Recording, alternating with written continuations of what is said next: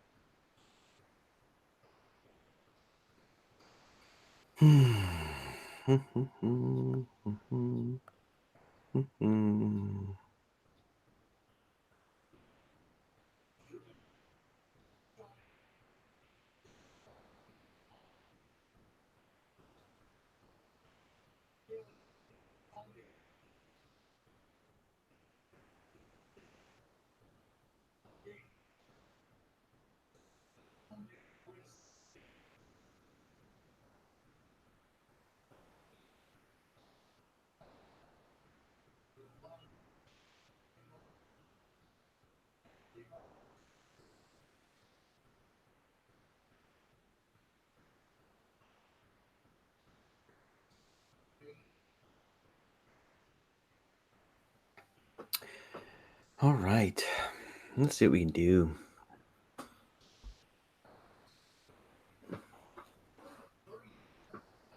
Just waiting.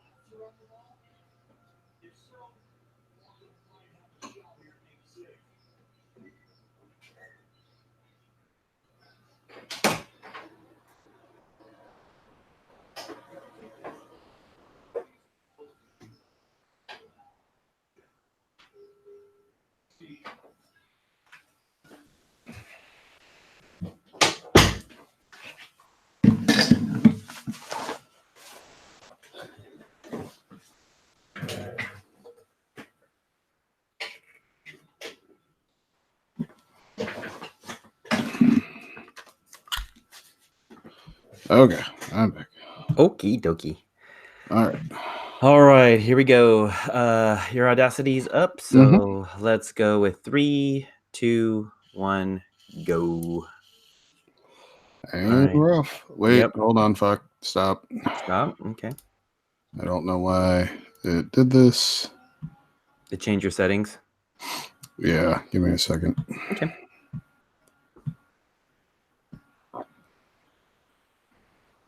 Okay, let me know when.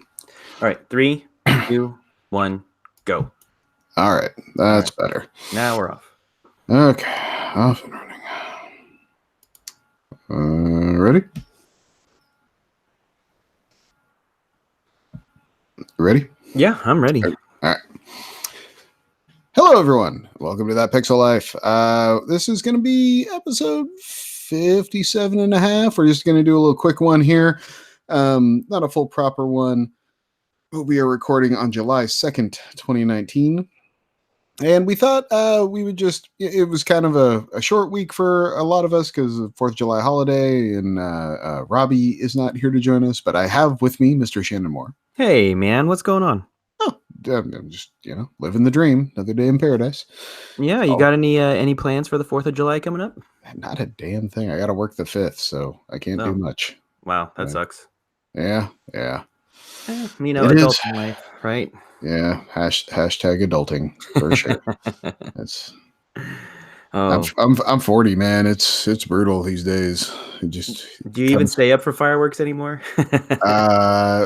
Well, if it was New Year's, the answer would be no. But considering it's dark at like 9, I could probably make it. Yeah, no, that's the thing. Once you have kids, it just becomes that East Coast New Year's, that 9 o'clock New Year's. That's the way to do it. Like, oh look, kids, fireworks. Yeah, let's get the hell out of here. But yeah, no, it's kind of a bummer because it's the first year we're not gonna go do the fireworks at the baseball game because I have to work tomorrow night, and that's when the baseball game's doing it. It's just kind of a bummer 4th around these parts, but it's all right. Yeah, well, hopefully next year gets better for you. Well, like my grandfather always told me, it can always get worse. I mean, that was usually a threat, but it's also a good piece of life advice. So it is. It's true. I mean, it's if you're for a pessimist, you're pretty optimistic. Just put that on my tombstone. But yeah, so we don't really have that much news to cover this week, but we've been playing some stuff, so we thought we'd dig into that a little bit. I saw that Spider-Man Far From Home came out today. Are you planning on catching that one? Yeah. I have 4 days off, so I'm hoping that I have some free time to go see it this weekend. All right. If you want to invite a certain co-host. Oh yeah, I would love to. Let me know what's going on. I'll see if I can make that happen. Yeah, let me know when you're free. We'll do it. Cool. It's like the one thing I make time for these days is like the Marvel Cinematic Universe movies, and everything else seems to go by the wayside. But somehow I managed to catch those. So we could go back and see Endgame and see the dumpster fire that is that bonus scene that they added, and then we could go into. I know nothing about the bonus scene, so I'm kind of keeping. Oh, okay. You don't want to know anything about it? Nah. Okay. I won't say anything about it then. Apparently, it's a dumpster fire, though. So. It is. But I won't go into it. But yeah, Facebook is very spoilery with it right now. So gotcha. I'm sure I'll come across it. But. Yeah, I'm pretty sure you will. It's going to be hard to miss. But yeah, we should definitely go see that movie. It's getting good reviews, so I'm pretty excited about it. That's all. The ever since Marvel got control of the Spider-Man franchise again, they've turned. I think they've done a great job turning it around.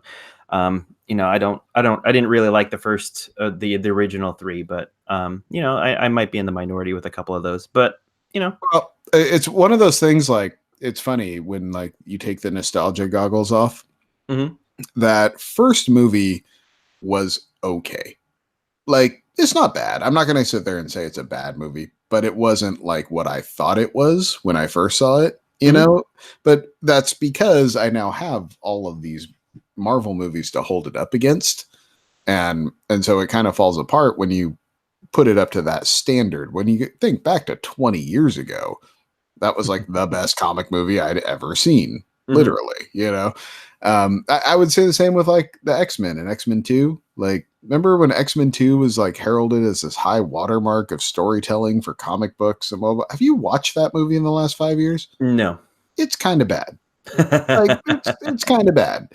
And I think Spider-Man 2 is the best one out of that series. Like, Molina's Doc Ock was killer. I thought that was like the best that Tobey Maguire. I thought that was like his best in as Peter Parker. 3 was just an abysmal train wreck that you could tell had too many chefs in the kitchen, And then And those Garfield movies are rough. Really? Yeah. I mean, I didn't mind them. Like, I kind of thought they were cool. I thought it had more of a, I like the fact that they actually went like darker with it and like, kind of showed more of the heavier aspects of like the Spider-Verse. So I guess. I don't know. I didn't like him.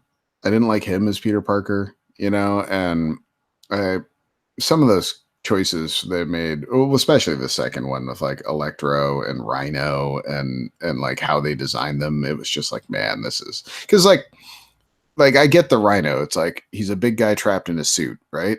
Mhm. And kind of like the Vulture, like he made, he grafted on a pair of wings that gave him incredible strength or whatever.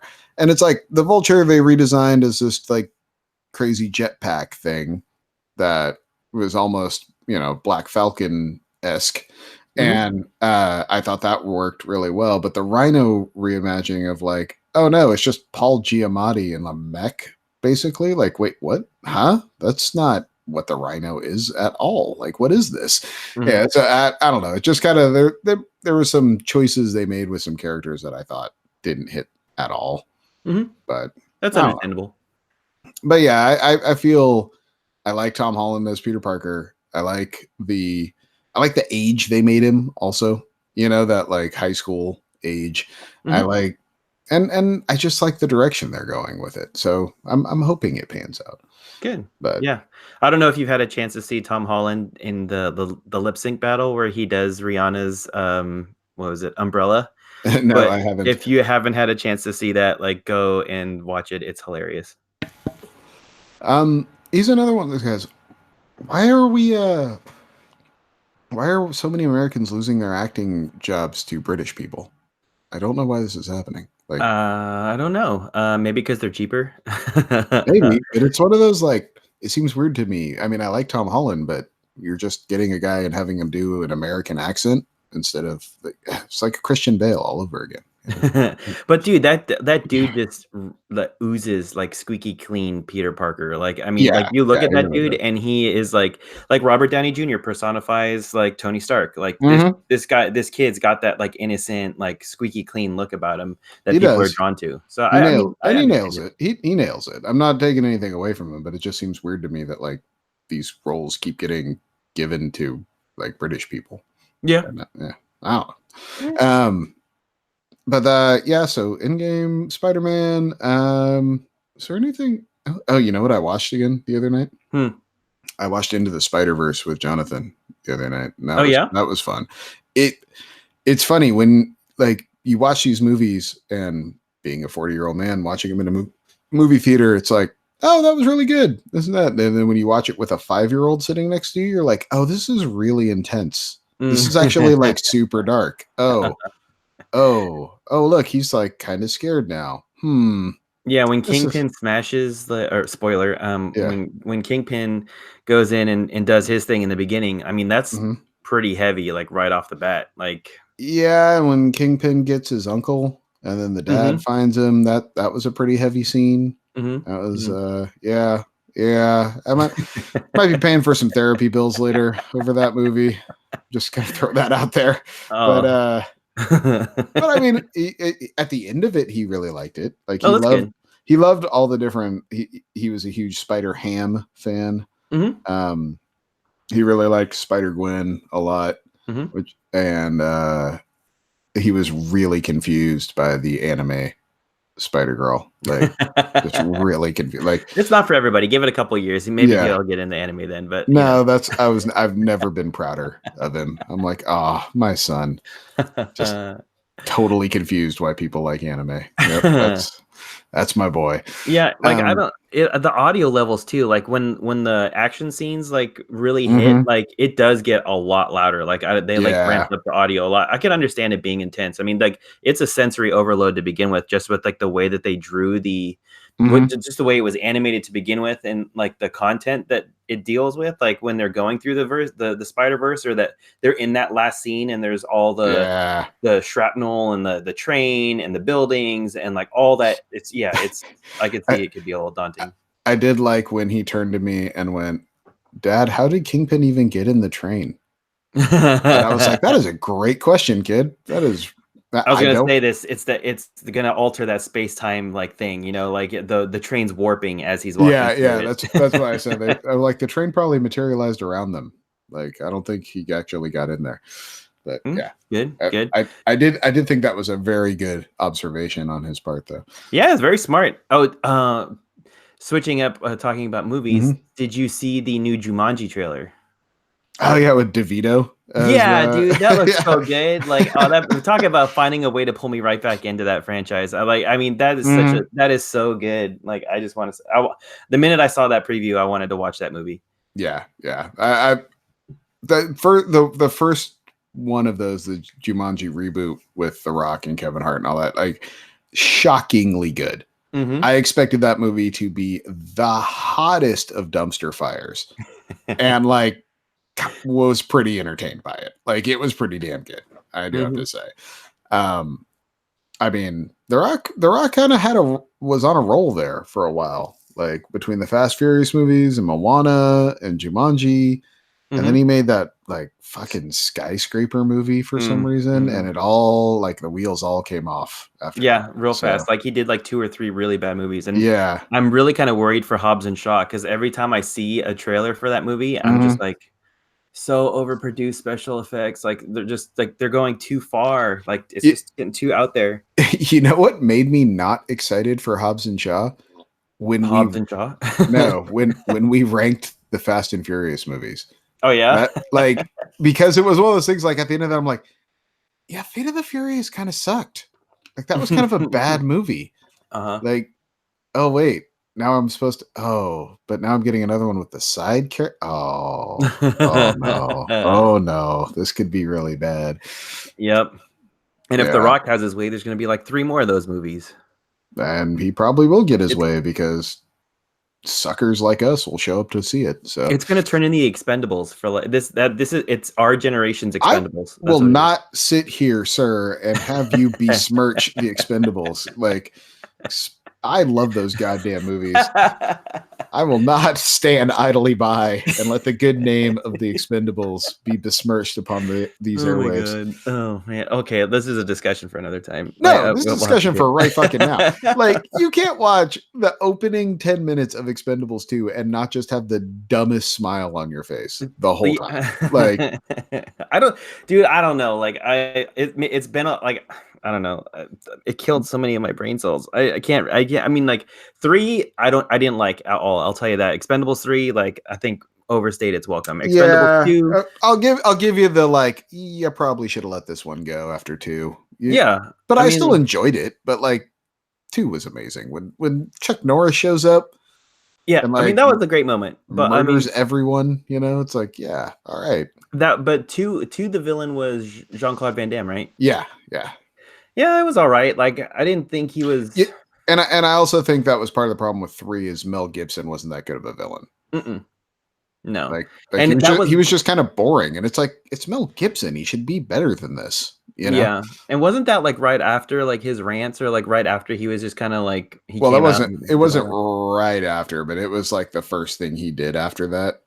Yeah, it was a couple years later, but it was his first like, oh, here's Mel. Oh no, loose cannon. Yeah. But yeah, I mean, I'll give you the first one. I like the first one. I mean, like there was a lot of hype for it, and like bringing back all those nostalgic like action heroes was good to see. But yeah, like 2 kind of like started to kind of lose me, and then 3 I was just kind of out. Like I mean, it was I don't know. So sad that you have such horrible taste. It is true. I do like some trashy movies. I'm not gonna lie. Like I'm a poor judge of character in many ways. But yeah, I don't know. Any other movies? Any other movies? They're coming out. No, not that I've been paying attention to anyway. I am a sucker. I don't know if you know this about me, Shannon. We've known each other, 25 years now? I don't know if you know this about me. I love dumb monster movies. Like, and that crawl with the like gators. Me and my wife are sitting in the theater to see John Wick, and they showed the trailer for that. And she turns and looks at me and she's like, I cannot believe you're going to spend money to see that movie. I hadn't said a word. I had not reacted in any way to that trailer. And I was like, I'm like, what? And she's like, you were going to go see that movie in the theater. And I've never been more embarrassed. And I'm like, I feel so attacked. This is horrible. I mean, she's right, but I felt so attacked. Like it was, I know, like well, Deep Blue Sea, like Deep Blue Sea wasn't bad though. I mean, like LL Cool J, like I mean, like he had some redeeming values in that movie. His like, hat was like a shark fin. It was yeah, great. I know, right? He had some great one-liners. Like, I mean, that movie has some redeeming qualities. I mean, I get it. The most impressive thing about that movie was how the sharks changed size. I know, right? Yeah. I love how it's like, this thing's 40 feet long and it's like super intelligent. And now it fits through doors and down hallways. And it's like, wait, what? Like, no, it doesn't. Like it's coming through your toilet seat. Yeah, exactly. It's like, wait, huh? Dude, apparently this thing has superpowers I wasn't aware of. Yeah. I'm trying to think what other crazy like creature movies. Like, I mean, so you like I would take it. I guess you liked what was the Jennifer Lopez ones, the with the snake. Anaconda. Fuck yes, dude. Yes. Oh, when it spits John Voight out and he winks. That shit is great. That shit is fabulous. Damn, dude. Oh God. Damn. When they ran out of money, you could tell, and they have the shot of the boat leaving the bay where all those big snakes are, and it's the same exact shot as the boat going in, just in reverse, and you can tell because the waterfall in the background is going backwards.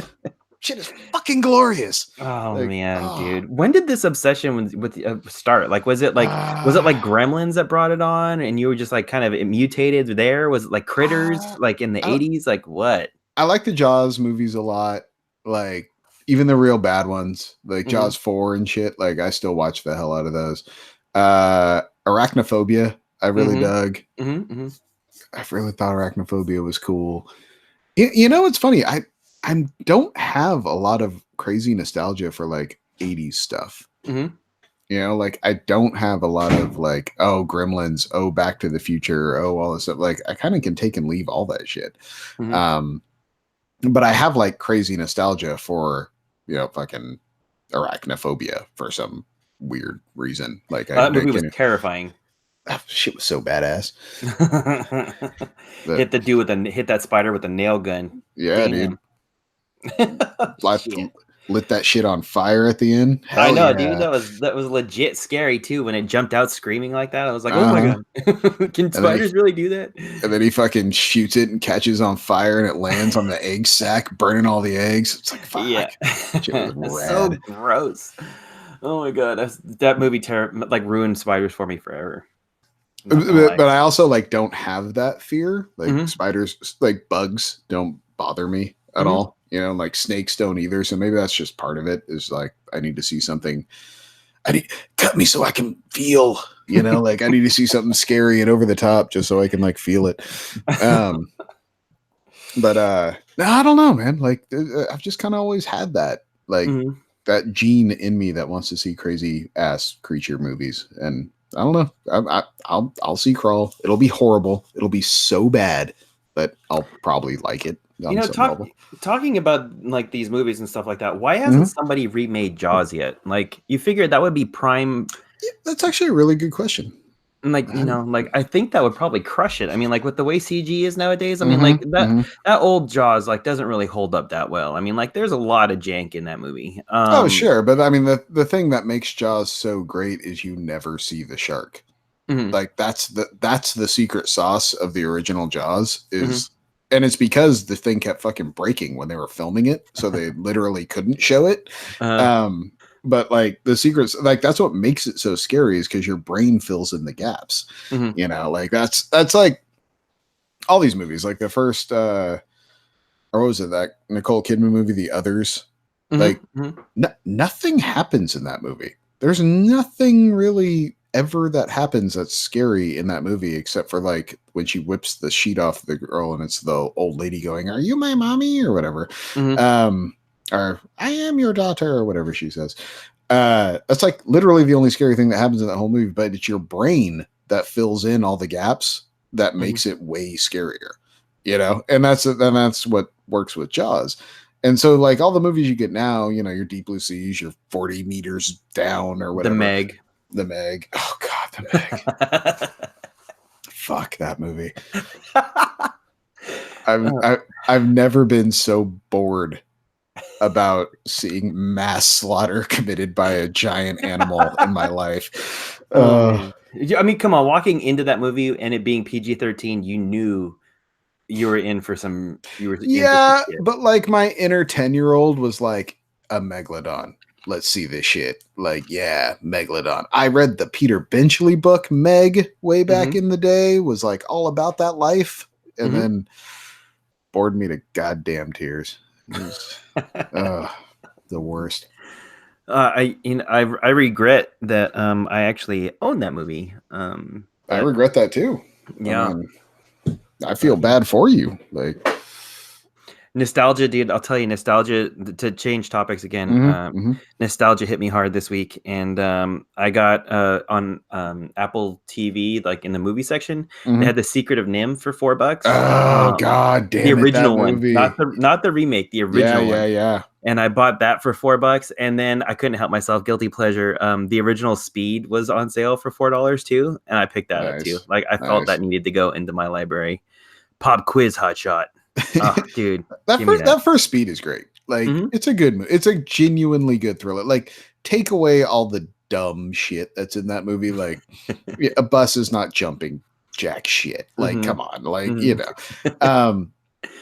and just like the myriad things that physics would never allow. But like that's a good thriller. Like it's totally like a good time capsule of the era too, with like technology and stuff, like I have no problem with Speed. Secret of NIMH, badass. That's one of those movies you watch as a kid and I was fascinated by, just because like also like the Bluth animation style, was really not. It was because people need to understand, if you're younger, there was Disney and there was Bluth. Those were like the two animation styles that existed in the world. Like nothing else really was there as far as feature films go. I mean, there was the Warner Looney Tunes stuff, but like outside of in the movie theater, you got Disney and you got Bluth. That was it. So it's like, you had your Little Mermaids and all that, but then you also had your American Tales and Secret of NIMH and all this type of stuff. And goddamn, that is not a kid's movie. Like, holy shit, does that movie? Like, that's one of those movies you watch as a kid and everything goes over your head, but it's really cool and it's really pretty, and you just kind of are into the whole thing with the mom and the stone, and she's lifting the brick house to save the kids, and it's all rad. And then you watch it as an adult and you're like, oh, NIMH is National Institute of Mental Health. Oh, this whole thing's like a metaphor for, oh shit. Oh, I need to get a pint of ice cream and a place to cry real quick. Like, yeah. But that movie's so good. Like it is crazy. Dude, that movie is intense. I can remember that tractor sequence where she's like running through the engine, like pulling out the hoses and stuff. I was just like, that stuck with me. Like that was like to this day, like when I hear Secret of NIMH, that's like the first. It's heading right for her house. In my head. She has to do it. It's heading for the house. I know, dude. It's like I'm saying, like the panic was real. Like I mean, it stuck with me. I think about the rat testing sequence. Oh yeah, that's a good one too. That's the Secret of NIMH equivalent of the pink elephant parade from Dumbo. Where it's like where millions of children were exposed to psychedelics even though they didn't realize it. They were like, oh, this is what seeing trails is like. Oh, okay, interesting. Yeah, no, fuck that movie. The owl in that movie, like, oh my god. Great. Yeah, everything about it, like eating the moths, like just like the crunch, like oh yes, I love it. Oh god. So now the question is, like, I bought it. Are we going to stop recording and go watch Secret of NIMH? Yes. Dude, yeah. I was going to say, like, I bought it and I had every intention of like letting my son watch it, but No, don't he's do way too that. young for that. Way too young Yeah, right now. I honestly don't know if I'd let my kid watch it. I'd probably give him a couple more years. Yeah. But see, it's one of those weird things. Like, because it's such a 2-level movie, he'd probably be okay watching it now. Mm-hmm. And I feel like if I waited a couple more years, he'd start to get too much of it, and Yeah, he'd start to ask too many questions. Well, it might really mess him up. Yeah. You know. Yeah. So look, what does that say about us? Because I mean, I probably watched that movie when I was 5. Oh, totally, exactly. Like, yeah, I was, like I was 5 or 6. I was my son's age when I watched it for sure, and that was because we were raised in the era when it's a cartoon, so it's for kids. Yep. You know, so our parents were just like, "I'm not watching this. You sit down in front of this TV and watch it later." You know? Yeah, pretty much. Yeah, Optimus Prime getting shot. Like I remember all those things. Like, geez, you can't do that to any kid nowadays. Nah, I felt so bad for my mom. Like, she took me to the movie theater to see that, and I want to say it was for like the last day of school or something like that. But it was like the Transformer movie's out. All right, and I was super Transformer kid at that time in my life, and yeah. Optimus Prime gets fucking jacked in the first like 10 minutes of that movie. And I was like 7, you know, like inconsolable.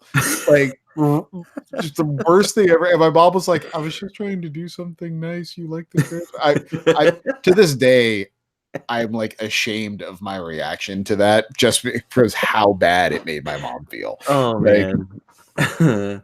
You can't control that though. I mean, like your reactions were raw at that point, man. No, for sure. But it was also one of those like I was self-aware enough. Like, I'll put it this way. It's 30 something years later. I still fucking remember it. Like, I was, I was so self-aware of like how bad I made my mom feel that like I literally spent the rest of the day like trying to tell her how good the rest of the movie was. Oh, dude. Like, and my mom was just like, okay. Like she knew what I was trying to do, but she was just like, okay, thanks. That's fine. You know, like, it was that fucking movie, such a train wreck. Oh my god, man, did we get derailed here? We went down a deep dark rabbit hole. Like we're already back in like hitting us in the childhood right now. Like we're if we're gonna talk crazy shit in child movies, so we're watching Moana because I have kids and that's what we do. And you've seen it like 300 times, so now you're looking at the smaller details. So many times. So let's talk about what I will say the 2 craziest things in that movie are. And let's see if you can get, if I said, hey Shannon, what are the 2 most unbelievable things that happen in that in Moana? What would your answer be? 2 most unbelievable things. Oh, I don't know. I don't know because I've only seen it twice. So your kid's not old enough. That's right. No, yeah, he's not really into it. I don't know. Maybe the islands, the island, just that whole island scene going from volcano, like just the. I don't know, the crazy like switch, but I can't really think of anything myself. So no, actually a magic god showing up and turning a volcano into a beautiful lush island is not as unrealistic as when she gets thrown in the cave by Maui and she goes to escape by this is a 17, 16-year-old girl. Doesn't look like she hits the gym all that often, doesn't probably not squatting thousands of pounds on a regular basis, yet somehow manages to push a giant stone statue off its base with her legs against a wall. Then in one motion, climb it, jump off the head into the hole as the head of it swings by in the ceiling, pinning her back against one side, legs against the other, and then crawls out the top to escape. Now, I didn't see any professional gymnast training in that montage earlier. Maybe I missed it. I don't know. That is a 1 in a billion fucking shot. If you could even get the statue to fucking move in the first place, that you'd make it out of there. Ever. Like, it was like, I'm watching and like, this is just bullshit. Like, come on. You couldn't come up with a better way. Like, just have the statue be under the hole and she jumped out. Like, why did it have to? Never mind.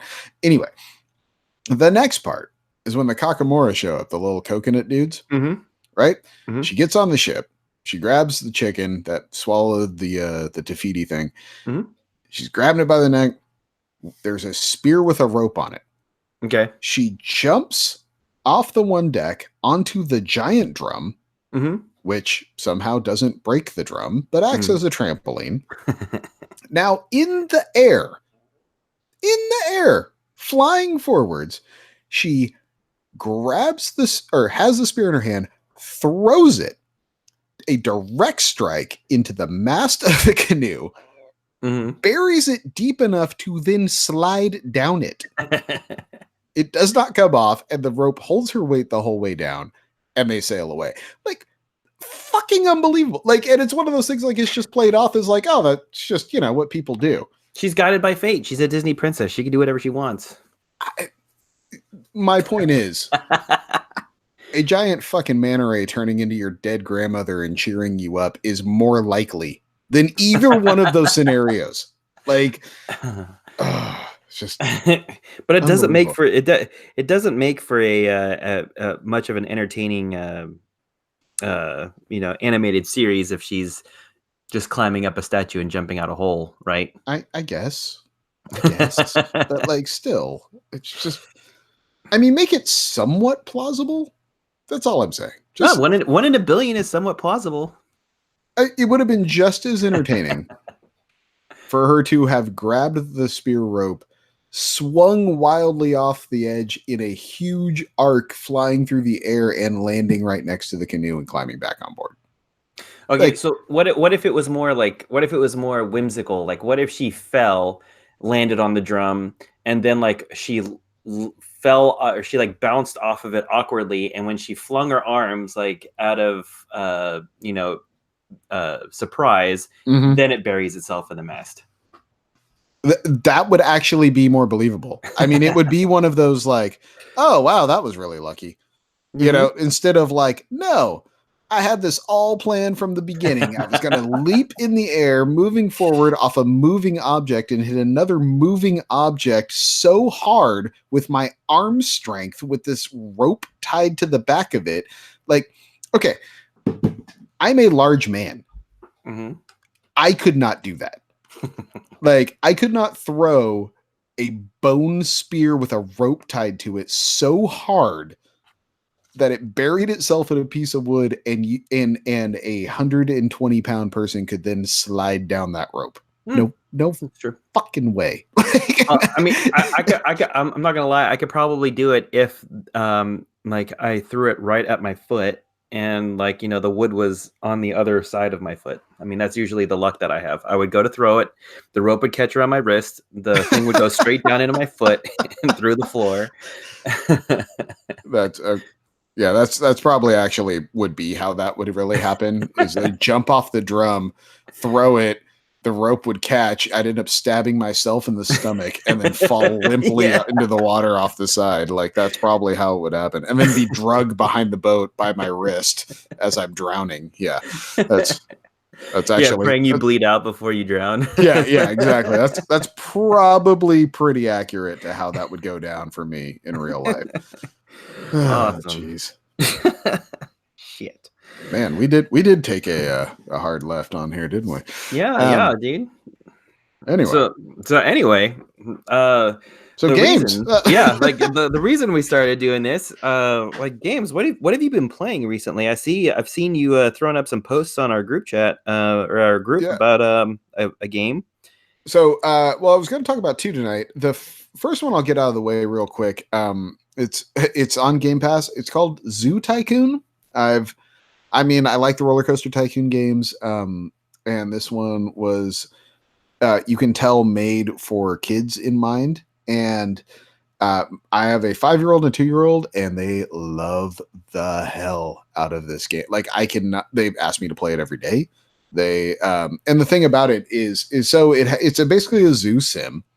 You build out, you know, like a savanna paddock or an alpine or tropical jungle or whatever, like holding area for animals.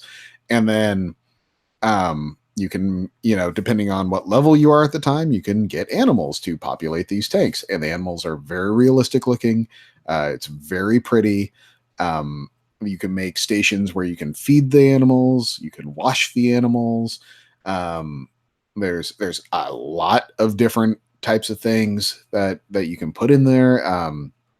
And the best thing about it for kids is there's an option to just build, like no money constraints, no time constraints. You can build literally whatever you want. You just have to level up. You still level up at the same rate. So you start out with like, a small savanna with 2 giraffes, and then that gives you enough points to get you, a couple more things that you can get bigger and bigger and bigger. And then eventually a lot of stuff unlocks, and you can just keep going. Like there's no real, I mean, as an adult, there's no point to it, but for the kids, they're just sitting there going like, I want tigers, I want lions, I want this, I want that. Like, let's put this guy with this guy and see what happens. They're just super into it. I can't recommend it enough if you have kids. It's awesome. And it's actually kind of fun as an adult if you play the real game, because in the real game, you're also having to feed all the animals and, give them bathing options and toys for the elephants, and some of the other smarter animals need activities, and you've got guests to concern, but you have to build restrooms and food and concessions and all these type of things to keep your park happy. So it has all of that in there as well, but it has the super basic option that doesn't worry about any of that shit for kids, and it's amazing. Like, just watching them light up playing this game is, I cannot recommend it enough. It's one of those things, like, who would have thought Zoo Tycoon, but I'm telling you, it's magical watching the kids watch this game. So that's awesome. Like, I love the fact that they have like that play around mode in it. Yeah. I mean, that's great. I will tell you, if you're going to pick it up, take, the 45 minutes or so, maybe before you show it to the kids, and go through the tutorial, because there's a lot. And the tutorial is really good. Like, it shows you essentially everything you need to know to just kind of hit the ground running. But I could see where that would be super boring while kids were sitting there watching you learn how to play the game.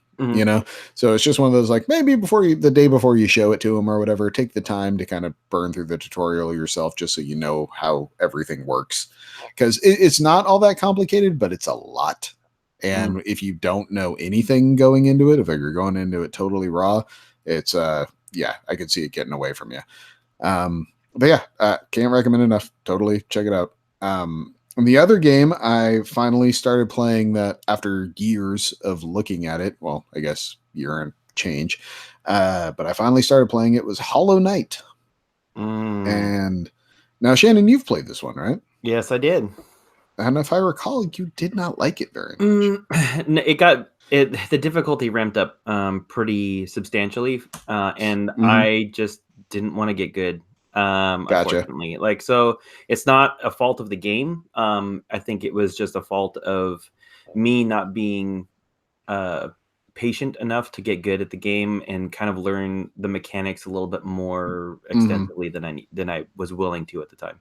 Yeah, 'cause it has that kind of roguelike-ish, Dark Souls-y feel to it, as far as, you die and you got to go collect what you got to go defeat your ghost so you can get your stuff back and all that. But it's funny, because that's one of the things that kept me away from the game was hearing how difficult it was. And like you, I ain't got time for that shit,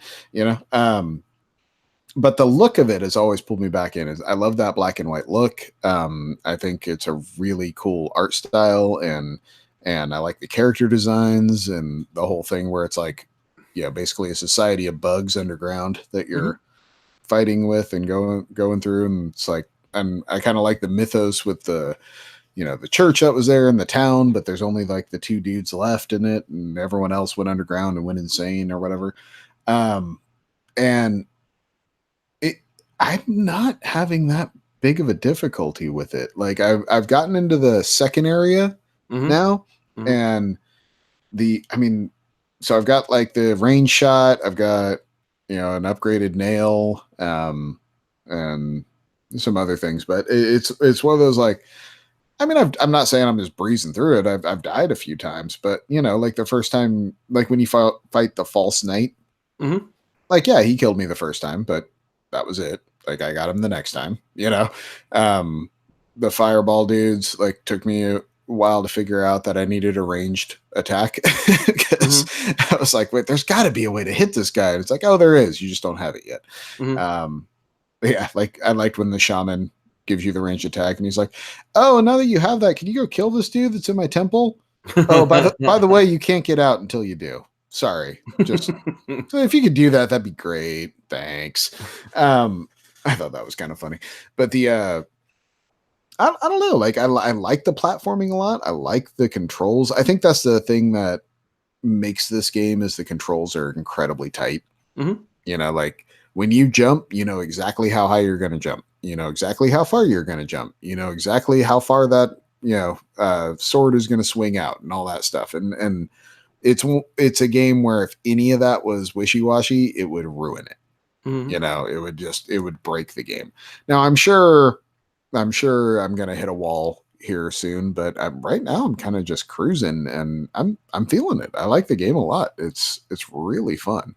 But I'm kind of scared that because I've heard from everyone that this game is like balls hard, so I'm just kind of scared that I'm gonna hit a boss or a wall that I'm just gonna smash my head against. But Yeah, I think what happened with me is I got maybe like I don't know. I want to say I got past the second area, like the end of the third area, and I got to the boss, and I think I got handled pretty easily by the boss. mm-hmm. And then I died, and then going back to get my stuff, I died again. And then at that point, I was just like, you know what? Like, and then like I just hit this strain where like I was frustrated and I wanted to get back to that spot. Mm-hmm. And like I just kept making stupid mistakes and dying. And I think I just got overly frustrated and just like rage quit and then just never went back to it because I was just like, you know what? Like, I don't need this. Like, Yeah. you know, I mean, like I'm fine with my mediocrity in this game, and you know, I mean, other people enjoy it and they swear by it, and you know, I hope you like it. I really do because it is a beautiful game. It does handle well, like you were saying. Like there's it's not a bad game. It's just I'm a bad player. Well, and it sounds like you got what you wanted to out Yeah, of it. yeah, You know? I have no regrets. Like I don't need to go back to it. I experienced it. I saw what people enjoyed about it, and you know, Mm-hmm. I did my thing. Oh, all right. I mean, that's really all I've been playing though. So it's one of those things where I'm definitely into Hollow Knight for a while. I mean, Good. I'm hoping I don't hit that like give up point, but Mm-hmm. because I really like the world, you know, Mm-hmm. like I'm into the character. So, but I mean, I also understand where if it's, you know, if you hit that point where you got what you got out of it, Mm-hmm. like yeah, that wouldn't be the first time I've walked away, you know. But Mm-hmm. I'm hoping that doesn't happen. So, Good. but what have you been playing, Shane? Well, you know, I got in on this like hype train of like this bloodstained ritual of the night. Ah, yes. And you know, I saw a lot of people playing it on PC and a lot of people wanted to play it on like the PlayStation 4 or the Xbox. And I was like, okay, that's great. I really want to play it in a more mobile situation. I want to take it somewhere. That So was my feeling on that one as well. yeah, so I got it for the Switch, and then I started to play it, and I noticed that the frame rate on it drops pretty quickly in the game. Like you're on a ship to start out with. Mm-hmm. Like the first level is a ship. It's raining. There's like a kraken type monster in the background, and like right out the gate, like frame rate issues, Oh lag, no, like really? yeah. And I was just like, oh, this kind of sucks. And you know, because knowing like the way these games you know start out, it's always kind of like, you know, a simple setting, and then like, you know, you don't really have any magical abilities yet, and Mm-hmm. you don't have the flashy weapons yet, you don't have anything, any glitz and glamour. This is just basic bare bones like gameplay right now, and like it's already struggling to keep up with what the game's trying to do. So I was a little concerned. And then as the game gets more and more, as the bosses get bigger, the spells get crazier, like that frame rate issue becomes like almost game breakingly bad. Like, I mean, like there were some situations, like, I mean, towards I want to say probably like 25% through of the way through the castle, like exploring it, there's a big boss that kind of takes up like a whole tower, and like you're running around the tower, like or you're running down the tower, and like there's a boss end on one side and a boss end on the other, and they're both kind of attacking you at the same time, and like between their two attacks and your special attacks, and if you have a familiar on the screen and you're doing your like weapon attack, dude, the switch almost like strokes out and like it just says like, no, I can't do this anymore. I mean, like it's the switch starts, the Joy-Con start tapping you, like, I'm tapping out, dude. I'm tapping. They're like shaking. They're like, I can't do this anymore. And so that was concerning. The load times between screens, like when you're, because like, you know, if you can control how high your character jumps by how long you press down the jump button. So if it's a quick tap, it's just going to do like a short jump. Well, some of the platforms are so close to like the top of the screen, like when you're going to jump up to like the next tower or the next platform, like if you don't hold down that button, like there are sometimes like the load time for like a screen is like 30 to 45 seconds. Like, I mean, that's substantial. And it's just a black screen. There's not like a load screen or anything. It's black. So like, you don't know if the game froze. You don't know if it's loading. You don't know. There's no icon that tells you what's going on with the game. So like there were a couple of times where I was like, did it freeze? And I put it down, and then like the screen like changes, like I'm going into the next zone, but I wasn't holding down on the jump button. So it did a short jump, and then it took another 30 seconds to load going back the other way. Oh my God. So I was just like, dude, this is crazy. Like, so, and then, you know, a listener of the show, Dan, put up that article about like what's going on with Bloodstained in our Facebook group, and like, oh my god, every time I watch like everything they talked about in there, I was just like, Jesus, I've ran into this many times. I wish I had seen that before I spent the $40 on the game. And that's the hard pill to swallow too, is like I paid $40 for this game, and like now I almost feel compelled to like fight through the struggles just to beat this game, because like, you know, I put so much money into it. So it's kind of a hard pill to swallow. I mean, I know they're working on the patches, and I know they're working on, you know, trying to beef up this, you know, the stability and the load times, and just the graphical, you know, power that this game puts out on the Switch. I know they're trying to step it up, but like, I don't know if it's going to be there fast enough for me to like want to continue playing this game, you know, once I beat it, because it just seems like there's so much to fix. Like, I mean, it is blurry. It is, you know, and like it's glitchy. Like there's this one spell that I have, and it basically releases maybe like 5 bats, like that go out and like attack enemies on the screen. And like every once in a while, it like super glitches out, and then like it like just one big bat that like you know it takes up like the whole screen and just goes across and just like, I mean, it hits stuff. But like, I mean, it's really ugly. The bat doesn't move. It also hits you, like, yeah. I mean, like, and like the character animations, I mean, like, while they look good, like, and they're cartoony, I don't know how it looks on like the other platforms, but like when they talk, it's just kind of like somebody did a really bad Photoshop on their mouth, and it's just kind of like yo-yoing, like when they're talking. I'm just like, this is kind of not what I expected. I mean, I like the voice acting. It seems all right. But yeah, the character animations seem kind of wonky too. So unfortunately, I wish I had better things to say about the game, but it sounds like the game isn't letting you see anything better. You know, I'm trying to find something positive. I'm trying to like, you know, let Robbie like speak through me, like, and find like a positivity of this game. Like, I mean, when there's not a lot of stuff on the screen, and you know, I can run through certain levels and kind of look at and see like what they're going for. Like the aesthetics are there. I like it. But like the minute you hit like an area where there's more than like 2 monsters, or you're fighting a boss, like the lag or the frame rate drops are just frustrating. That's brutal. So that's brutal. Yeah, I would say if you're going to play this game, don't play it on the Switch. Like not anytime soon. Just play it on like PC or a console. Yeah, like I was holding out for them to fix the Switch stuff because I kind of wanted to play it mobile as well. But from everything I'm reading and from what you just said, I don't I don't know if that'll ever happen. Like Yeah. that's a laundry list of stuff to fix. So Yeah. And that's the thing that kind of upsets me is like it's kind of like this is my first kind of non-Nintendo game that I purchased for the system uh-huh. that wasn't like just kind of like some type of graphical, you know, like it wasn't like a Yoku's Island where it was more like of a cartoony, like graphic Yeah, light yeah, kind yeah. of look. You know, this was actually like my first like trial of an actual like beefy game.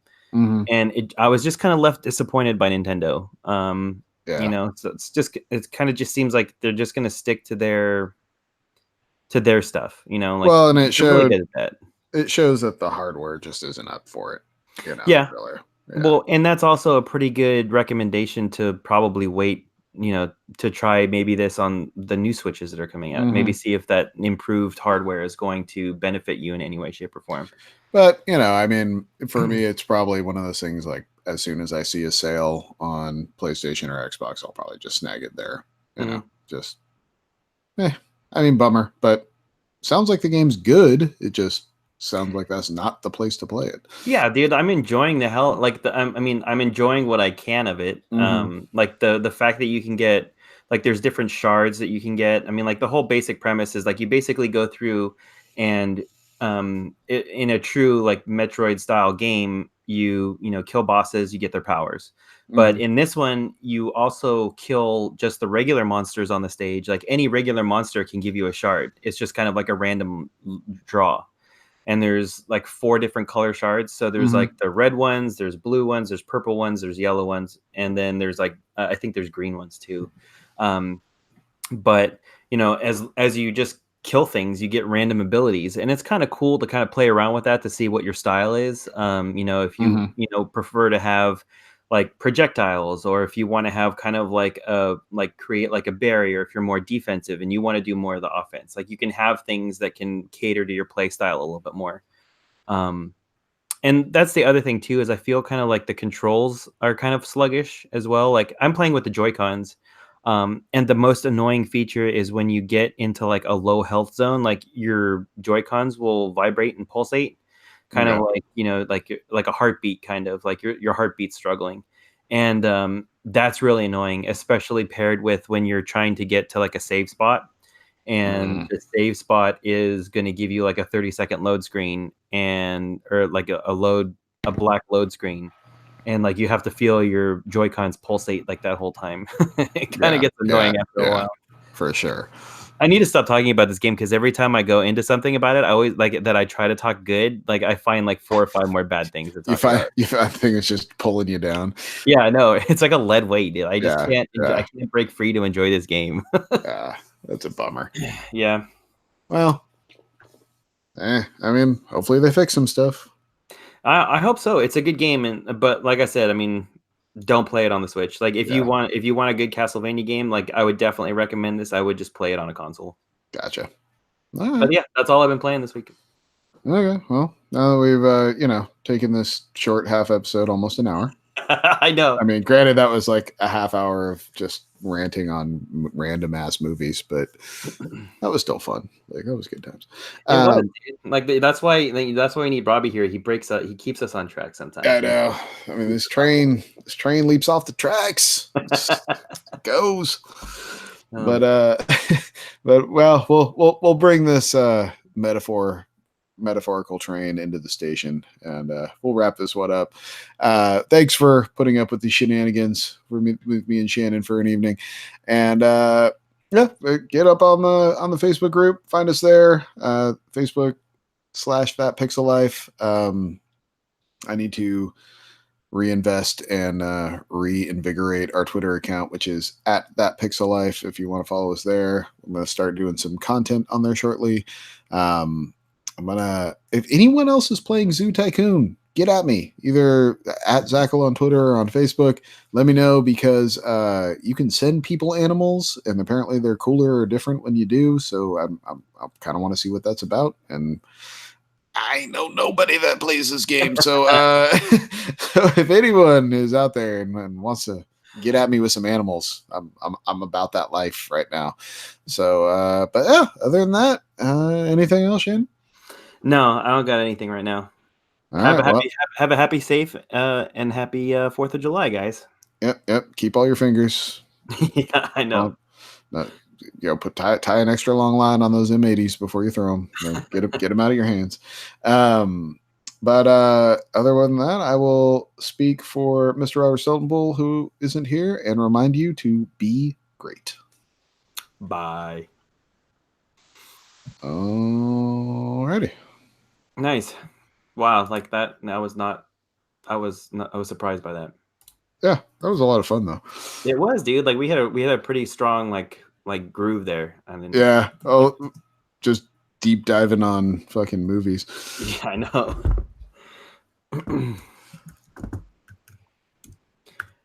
All right. Awesome. All right. Let me get in that Dropbox. You stop the broadcast. Yeah. Yeah. Hold on.